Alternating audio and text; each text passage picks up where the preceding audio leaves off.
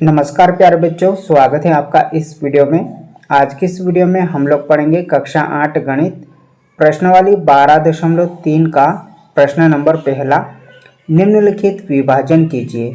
और प्रश्न नंबर पहले के टोटल 5 भाग हैं। इन पांचों भागों को हम बारी बारी से इस वीडियो में हल करना सीखेंगे। अगर आप इंटरेस्टेड हो तो इस वीडियो को पूरा अवश्य देखिएगा। तो चलिए शुरू करते हैं। हल 28 x की घात 4 भागित 56x।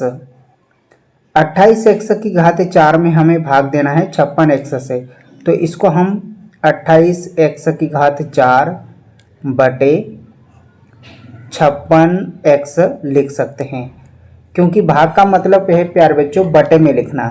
जैसे मान लीजिए x में हमें भाग देना हो y से, तो इसको हम लिख सकते हैं x बटे y। इस तरह से बटे में लिख सकते हैं। जैसे हमें 20 में भाग देना हो 4 से, तो इसको लिख सकते हैं 20 बटे 4। 4 से भाग देंगे 4 एकम 4, 4 अपजे 20, यानी कि 20 जो है 4 से 5 बार में कट जाएगा। ठीक उसी तरह से हम यहाँ पर भी भाग लगाएंगे।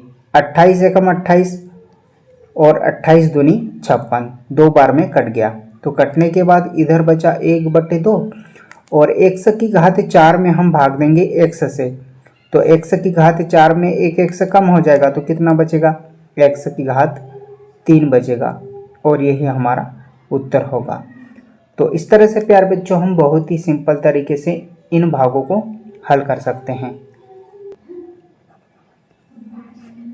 हल -36 y की घात 3 भागित 9 y की घात 2। -36 y की घात 3 बटे 9 y की घात 2। 9 एकम 9, 9 चौकी 36, 4 बार में कट गया, तो इधर बचेगा -4, और y की घात 3 में से y की घात 2 कट जाएगा, तो सिर्फ क्या बचेगा? यहाँ पर y बचेगा, और यही हमारा आंसर होगा। हल 66 p q की घात 2 r की घात 3 भागित 11 q r की घात 2। 66 p q की घात 2 r की घात 3 बटे 11 q r की घात 2। 11 एकम 11 और 11 छंग 66, तो इसको काटने पर यहाँ पर 6 बचेगा, और p नहीं कटेगा तो p वैसा की वैसा। q की घात 2 में q से भाग देंगे तो एक q कट जाएगा, तो क्या बचेगा? q बचेगा। और r की घात 3 से r की घात 2 काटेंगे तो r बचेगा। ठीक है, r की घात 3 में से r की घात 2 कट जाएगा तो एक r बचेगा, और यही हमारा आंसर होगा 6pqr। हल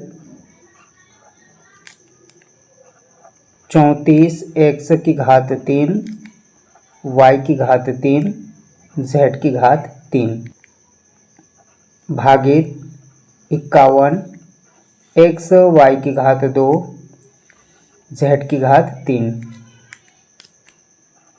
34 x की घात 3 y की घात 3 z की घात 3 बटे 51 x y की घात 2 z की घात 3।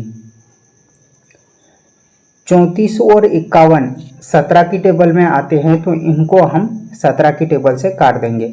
17 एकम 17, 17 दूनी 34, और 17 त्रि 51, तो ये आपस में 17 की टेबल से 34 2 बार में कट जाएगा, और 51 3 बार में कट जाएगा। ठीक है, x की घात 3 में से x कट जाएगा, तो x की घात 2 बचेगा।